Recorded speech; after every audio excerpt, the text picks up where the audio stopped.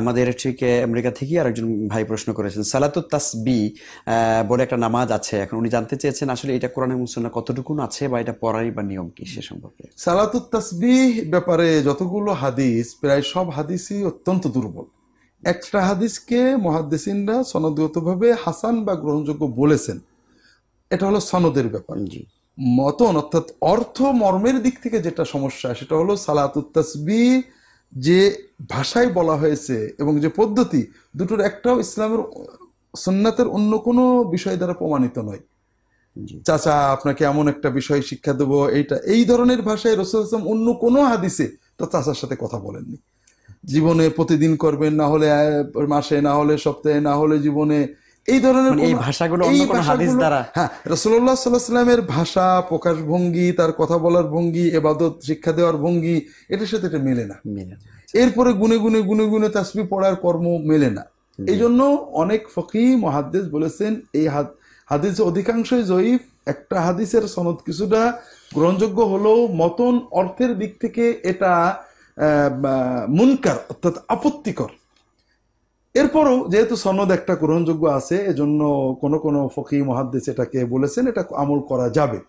এটার পদ্ধতি হলো যে একজন সুবহানাল্লাহ, আলহামদুলিল্লাহ, লা ইলাহা ইল্লাল্লাহ, আল্লাহু আকবার, এই চারটি ইসলামের মূল জিকির তাসবিহ এক এক রাকাতে 75 বার করে পড়ে 4 রাকাতে 300 বার পড়া হয় আর কি। আচ্ছা আচ্ছা। এটা প্রথমে দাঁড়িয়ে 15 বার, এরপরে তেলাওয়াত শেষ করে, এরপর রুকুতে উঠে, এরপরে সিজদা, এরপরে সিজদা মাঝখানে সিজদায় যে এই 7 বারে 70, প্রথমবারে 5 বেশি 75 বার পড়া হয় আর কি। এইভাবে প্রত্যেক রাকাতে 75 হলে 4 রাকাতে 300 বার হয় আর কি। আচ্ছা আচ্ছা, জি, অনেক শুকরিয়া, আলহামদুলিল্লাহ। মোহতারামা, আমরা আসলে এই আমাদের মুসলিমদের মধ্যে এই নামাজটার ব্যাপারে খুবই আগ্রহ দেখা যায়, তো সেক্ষেত্রে কি মানে সহিহ সুন্নাহ দ্বারা প্রমাণিত আরো যে নফল ইবাদত যেগুলো আছে সে ব্যাপারে কি উৎসাহিত করবেন? মানে এটা আমাদের সমাজের শুধু আগ্রহই নয়, আমাদের সমস্যা হয়েছে আমরা সবকিছুই কম পরিশ্রম করে বেশি পাওয়ার একটা অতি আগ্রহ হয়ে গেছে।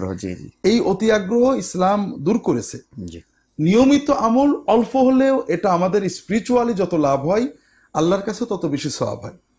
আর বেশি আমলের জন্য রাসূল সাল্লাল্লাহু আলাইহি ওয়াসাল্লাম কিছু দিয়েছেন। যেমন একজন মানুষ যদি কোনো রোগীকে দেখতে যায়, অসুস্থ মানুষ, মানে আদা মারিদান গুদওয়া সাল্লা আলাইহি ৭০ আলফা মালাকিন হাত্তা ইউমসি, যদি কেউ সকালবেলায় সকালের দিকে কোনো অসুস্থ মানুষকে একবার দেখতে যায়, সন্ধ্যা পর্যন্ত আল্লাহর ফেরেশতারা ৭০,০০০ ফেরেশতা তার জন্য দোয়া করতে থাকে। সুবহানাল্লাহ।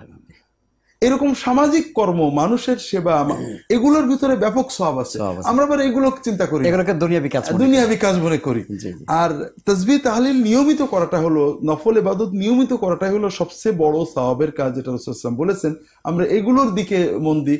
যেমন একটা হাদিস মনে পড়ছে এই মুহূর্তে, রাসূল বলছেন যদি কোনো স্বামী বা স্ত্রী সে রাত্রে ঘুম ভেঙে যায়, সে উঠে ওযু করে, তার স্বামী বা স্ত্রীকে, তার পার্টনারকে, দাম্পত্য সঙ্গীকে ডাকে, যদি না উঠতে চায় একটু চোখে পানি দিয়ে একটু ডেকে দেয়, দুইজনে মিলে 2 রাকাত তাহাজ্জুদের সালাত আদায় করে, কুতিবা মিনাজ যাকিরিন আল্লাহ কাসীরান, তাদেরকে শ্রেষ্ঠ জাকির হিসেবে আল্লাহর দপ্তরে লেখা হয়েছে। সুবহানাল্লাহ।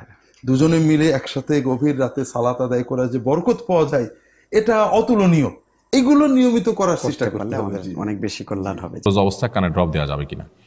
রোজা অবস্থায় কানে ড্রপ দেওয়া নিয়ে ওলামাদের একাধিক মত আছে। অনেক ওলামা ইকরাম নিষেধ করেন, তবে কানে ড্রপ দেওয়া যাবে এই মতটি অধিকতর বিশুদ্ধ আমার কাছে মনে হয়। কারণ আমি নিজেও একাধিক নাক কান গলার ডাক্তারের সাথে কথা বলেছি, তারা জানিয়েছেন যে আমাদের কানের যে ছিদ্র, এটার সাথে আমাদের কন্ট্রোলের কোনো সম্পর্ক নেই, অর্থাৎ সেখানে কোনো কানেকশন নেই। ফলে এখানে ড্রপ দিলে সেটা আমাদের পেটে যাবে সেই সম্ভাবনা নেই। সাধারণ অবস্থাতে সেই সম্ভাবনা না থাকার কারণে কানে ড্রপ দিলে রোজার ক্ষতি হবে না। চোখে তো ড্রপ দেওয়া যাবেই, আর নাকে ড্রপ দেওয়া যাবে না রোজা অবস্থায়। রোজা রেখে অ্যান্ডোস্কোপি পরীক্ষা করা যাবে কিনা? অ্যান্ডোস্কোপিতে মুখ দিয়ে যে পেটে নল ঢুকানো হয়, এই নলের সঙ্গে থাকা ক্যামেরা ইত্যাদি এগুলো পেটের ভেতরের ছবি তুলে আনে।